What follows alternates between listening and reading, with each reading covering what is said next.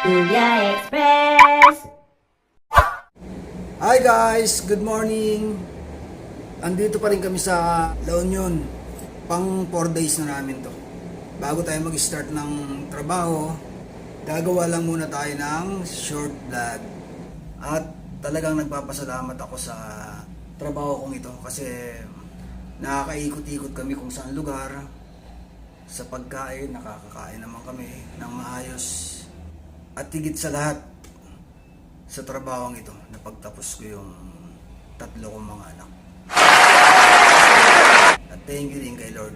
Nice. Dito niya ako nilagay na talagang lahat ng pangarap ko ay natupad. Yun nga, mapagtapos ko yung 3 kong mga anak at hindi naman ako nabigo.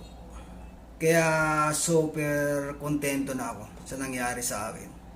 Ang hiling ko na lang kay God, yung kalusugan namin ng family. Lalo na yung wife ko. Kasi gusto ko, pag nag-retired ako, talagang mag-stay kami sa probinsya namin, sa Marinduque. Para ma-enjoy naman tayo mag-asawa. Yung hindi namin naranasan nung kami mga bata pa. Kasi maaga kaming lumuwas eh. At ang talagang pinakagusto ko, yung magbabakasyon yung mga anak ko. Tapos may mga alaga akong native na manok, may mga prutas, sariwang isda at gulay na isi-serve ko sa kanila kapag nagbabakasyon sila.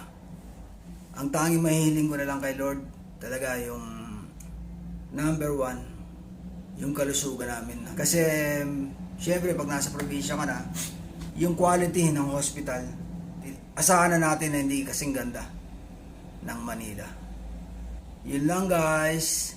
Thank you for watching. God bless.